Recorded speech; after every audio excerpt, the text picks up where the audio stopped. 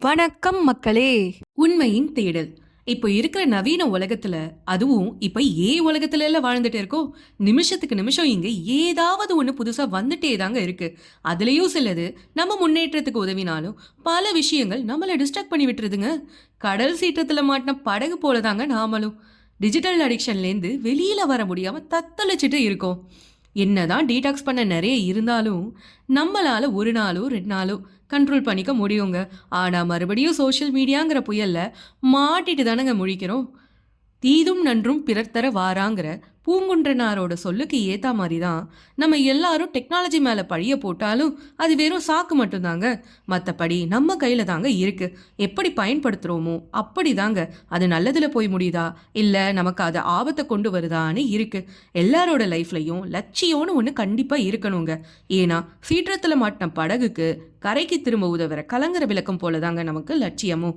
என்னதான் நவீன புயல் பல நம்மளை காணாம போக வச்சாலும் நம்மளோட லட்சியம் பெருசா இருந்தா அதுவே நம்மளை மீட்டெடுக்குங்க. அப்படிதான் இங்கே ஒரு ஞான குழந்தை தன்னோட லட்சியத்தை அடைய எவ்வளவு பொறுமையாவும் தீர்க்கமாவும் இருந்தான்னு தாங்க இன்னைக்கு பார்க்க போறோம். பதிவை முழுசா கேளுங்க மக்களே. இது உங்க மனசுல தெளிவு பிறக்க காரணமா இருக்கும்னு நான் ரொம்ப நம்புறேங்க. நச்சிகேதன் 3-4 வயசுக்குள்ள இருக்கிற குழந்தைன்னு வச்சுக்கோங்களேன். அவனுக்கு ஞானத்தின் தேடலும் உலகத்தை பத்தி தெரிஞ்சுக்கிற ஆர்வமும் ரொம்ப அதிகமாவே இருந்ததுங்க. அவன் முனிவர் விஸ்வஜித்தோட மகன்க. அந்த காலத்துல எல்லாம் பெரிய பெரிய யாகம் வேள்விகள்லாம் பண்ணி அதன் மூலியமா வர தான தட்சணியை வச்சுதாங்க வாழ்வாதாரத்தை நடத்துவாங்க. அப்படிதான் இவரும் ஒரு யாகத்துல கலந்துகிட்டாரு. பொதுவா குழந்தைங்கனாவே கேள்வி கேட்கறது வழக்கம் தானே. நச்சிகேதனும் அறிவு தேடல் இருக்கிறவன் ஒரு படி மேலேயே போய் யாகத்தை டிஸ்டர்ப் பண்ற மாதிரி கேள்வியா கேட்டு முனிவரை கோவப்படுத்திட்டே இருந்தான். நமக்கே நம்ம வீட்டு குழந்தைங்க என்னதான் அறிவா கேள்வி கேட்டாலும் சும்மா இருக்கிற சமயத்துல பூரிச்சு போய் கொஞ்சம் தீத்துருவோம். அதுவே முக்கியமான வேலை பண்ணும் போதோ டென்ஷன்ல இருந்தாலும் எவ்வளோ இரிட்டேட் ஆகும். முனிவருக்கும் அப்படிதாங்க கோவமா வந்தது. இருந்தாலும் குழந்தைகிட்ட காமிக்க கூடாதுன்னு ரொம்ப பொறுமையா இருந்தாருங்க. அப்படியே யாகமும் நல்லபடியா முடிஞ்சதுங்க. முனிவர்களுக்கு தானம் கொடுக்கிற நேரமும் வந்தது. அப்போதாங்க வில்லங்கமும் கூடவே வந்தது. முனிவருக்கு தானமா பசுமாட்டை கொடுத்தாங்க. அதை பார்த்த நச்சிகேதனும் ஒரு கேள்வியை கேட்டான். உங்களுக்கு தானமா மாடு தராங்களே, நீங்க என்ன யாருக்கிட்ட தருவீங்கன்னு. இதை கேட்ட பின்ன முனிவருக்கு ரொம்ப கோவம் வந்ததுங்க. அவனை அப்படியே முறைச்சு பார்த்தார். ஆனா பதில் எதுவும் சொல்லல. அப்பவாது அவன் சும்மா இருந்திருக்கலாம். விதி யாரங்க விட்டது? மறுபடியும் அதே கேள்வியை கேட்டான். பொறுமையை இழந்த முனிவர் உணர்ச்சி வசப்பட்டு உன்னை யமன் கிட்ட கொடுத்துருவேன்னு சொல்லிட்டாருங்க. வேற குழந்தையா இருந்தா என்னங்க பண்ணியிருக்கும்? ஒன்று அழுதுருக்கும், இல்லையா பயந்துருக்கும். ஆனா இந்த குழந்தையோ சிரிச்சிட்டே சரின்னு அப்பா சொன்ன வார்த்தையை நிறைவேற்ற எமலோகம் நோக்கி புறப்பட்டாங்க. அந்த காலத்தோட தர்மம் தாங்க இது. பித்ரு வாக்கிய பரிபாலனான்னு சொல்லுவாங்க. அப்படின்னா அப்பா என்ன சொல்றாரோ அதை மறுக்காம ஃபாலோ பண்றது. நல்ல வேலைங்க, நாம எல்லாம் அந்த காலத்துல இல்லை. அப்படியே இருந்திருந்தாலும் நச்சிகேதன் போல இருந்திருப்போமான்னு கேட்டா ரொம்ப கஷ்டம்தாங்க. வாங்க கதையை கண்டினியூ பண்ணுவோம். ஒரு பக்கம் கோவத்துல சொன்ன வார்த்தையை நினைச்சு விஸ்வஜித் மனசு உடஞ்சி இருக்க, இன்னொரு புறம் யமலோகம் நோக்கி புறப்பட்ட நச்சிகேதனோ யமன் வீட்டுக்கு முன்னாடியே போய் நின்னுட்டாங்க. ஆனா அவன் போன சமயம் யமன் வீட்டுல இல்லைங்க. யமன் வர வரைக்கும் சாப்பாடு தண்ணி இல்லாம அங்கேயே வெயிட் பண்ணினான். ஒரு நாள் ஆச்சு, யமன் வரல. 2வது நாளும் போச்சு, அப்பவும் வரல. 3வது நாளும் ஆச்சு. அப்போதாங்க அந்த நாளோட முடிவுல யமன் தன்னோட வீட்டுக்கு திரும்பினான். யமன் வீட்டுக்கு முன்னால தன்னை பார்க்கறதுக்கு ஒரு குழந்தை வெயிட் பண்ணுறதை பார்த்து முதல்ல ஆச்சரியப்பட்டான். அதே சமயம் பிஞ்சு மூஞ்சு சாப்பிடாம தண்ணி இல்லாம வாடி கிடந்ததை பார்த்து அவனுக்கே பாவமா இருந்ததுங்க. நச்சிகேதன் கிட்டக்க போனான். வந்த விவரத்தை கேட்டான். நச்சிகேதனோ அவங்க அப்பா கோவப்பட்டது, யமன் கிட்ட கொடுப்பேன்னு சொன்னது, அவன் புறப்பட்டு வந்ததுன்னு எல்லா கதையும் சொல்லி முடிச்சான். இந்த கதையை கேட்டதுக்கு அப்புறம் தான் யமனுக்கு இவ சாதாரண குழந்தை இல்லைன்னு புரிஞ்சுது. யமன் சொன்னா, குழந்தை நீ என்னை தேடி வந்ததெல்லாம் சரி, ஆனா எனக்குன்னு ஒரு வழக்கம் இருக்கு. யாரு வீட்டுக்கு வந்தாலும் முதல்ல உபசரிச்சுட்டு அப்புறம் தான் எதுவா இருந்தாலும் பேசுவேன். அதனால நீ உள்ளவா, சாப்பிடு. ரொம்ப தூரத்துல வந்ததுல சோர்வா இருப்ப, அதனால கொஞ்சம் ஓய்வு எடுத்துக்கோ, பின்ன நாம விவரமா பேசலான்னு அவனை உள்ள கூட்டிட்டு போனான். உபசரணை எல்லாம் முடிஞ்சது. நச்சிகேதனும் நல்லா ரெஸ்ட் எடுத்துக்கிட்டான். அப்புறமா யமன் பேச ஆரம்பிச்சாரு. குழந்தை, நீ எனக்காக சாப்பிடாம தண்ணி கூட குடிக்காம 3 நாளா காத்துட்டு இருந்திருக்க. இதுவும் ஒரு உபவாசம் மாதிரி தான். இதுக்கு பரிசா நான் உனக்கு 3 வரங்கள் தரேன். உனக்கு என்ன வேணுமோ எதுவா இருந்தாலும் தயங்காம கேளு, நான் தரேன்னு சொன்னாரு. நச்சிகேதன் ஒரு கணம் யோசிச்சான். அப்புறம் முதல் வரத்தை கேட்டான். என் அப்பா என்னதான் கோவத்துல உங்ககிட்ட தரேன்னு சொல்லியிருந்தாலும் கண்டிப்பா வருத்தப்பட்டுட்டு தான் இருப்பாரு.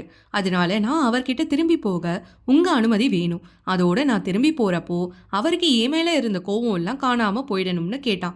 யமனும் சிரிச்சபடியே ஆகட்டும்னு சொன்னாரு.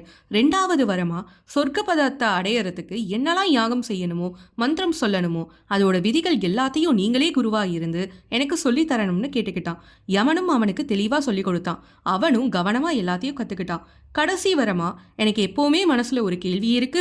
யார்கிட்ட கேட்டாலும் சின்ன பையன் புரியாதுன்னு சொல்லி மறுக்கிறாங்க. நீங்க தான் பதில் சொல்லணும்னு கேட்டான். யமனும் அப்படி என்ன கேள்வின்னு ஆச்சரியமா கேட்டான். அதுக்கு நச்சிகேதன் இறந்த பின்ன என்ன ஆகும்னு ஒரு கேள்வியை கேட்க யமன் அப்படியே ஸ்டன் ஆயிட்டாரு. யமன் அதுக்கு பொறுமையா, அடே அப்பா, இந்த கேள்விக்கான பதிலை தேடிதான் ரிஷிகள் முனிவர்கள் எல்லாம் தபஸ் பண்றாங்க. தேவர்கள் கூட கட்டும் தவம் பண்ணி தான் புரிஞ்சுக்கிட்டாங்க. நீ என்னன்னா சுலபமா என்கிட்ட கேட்டுட்டியே, நான் பதில் சொல்லிடுவேன். ஆனா இந்த வயசுல நீ அதை புரிஞ்சுக்கிறது கஷ்டமாச்சு. நீ வேற ஏதாவது கேளு.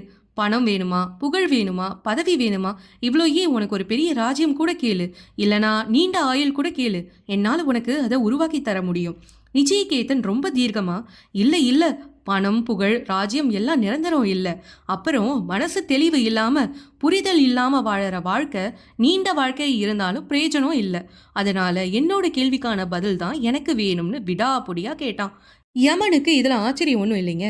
இவனுக்கு இப்படி ஒரு வாய்ப்பும் ஞானமும் இருக்குன்னா அவனால உலகத்துக்கு ஃபியூச்சர்ல நன்மை நடக்க போகுதுன்னு நினைச்சாரு. யமன் தன்னோட பதில சொல்ல ஆரம்பிச்சாரு. சிறுவனே, நல்லா கேட்டுக்கோ. உன்னோட உடம்பு தற்காலிகமானதுதான். பிறப்பு இறப்பு மாற்றம் அழிவு அசுத்தம் எல்லாம் உடம்புக்கு தானே தவிர உன்னோட ஆத்மாக்கு கிடையாது. உன்னோட உடம்பு நீ போட்டுக்கிற உன்னோட உடை மாதிரி.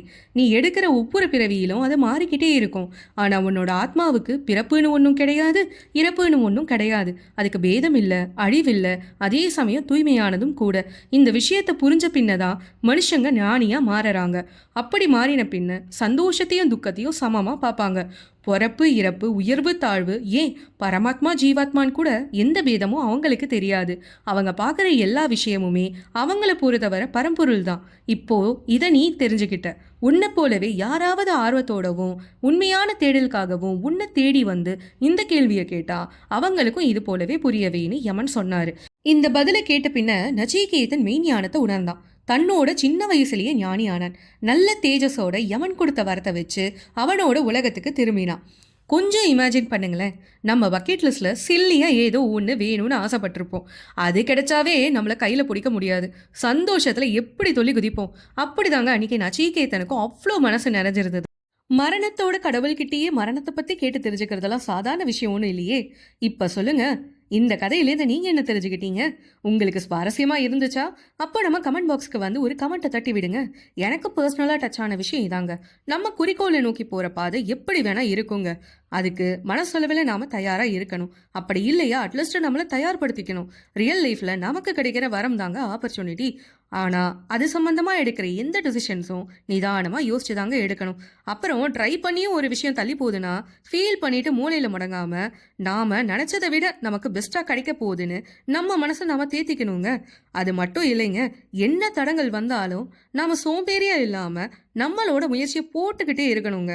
பொறுத்தார் பூமி ஆழ்வார்னு சும்மாவா சொல்லியிருக்காங்க? அப்புறம் தேடல் என்னைக்குமே தொடர்ந்துக்கிட்டே தாங்க இருக்கும். தேடலை நோக்கி போறப்பதான மனசுல தெளிவு பிறக்குது. என்ன சொல்றீங்க? என்ன மக்களே, இந்த வீடியோ உங்களுக்கு பிடிச்சிருந்துச்சா? வீடியோக்கு ஒரு லைக்கை போட்டு விடுங்க. நீங்கள் இதை பற்றி என்ன நினைக்கிறீங்கன்னு கமெண்ட்டில் போடுங்க. அப்புறம் உங்களுக்கு தெரிஞ்சவங்களுக்கு ஷேர் பண்ணுங்க. அதன் மூலயமா நாங்கள் சரியான பாதையில் தான் பயணிக்கிறோன்னு ஒரு நம்பிக்கை கிடைக்குங்க. அப்புறம் மறக்காமல் எங்கள் பக்தி பீட்ஸ் சேனலை சப்ஸ்கிரைப் பண்ணிக்கோங்க. மேலும் பல புதிய கதைகளோடும் கருத்துக்களோடும் மீண்டும் சந்திப்போம். அடுத்த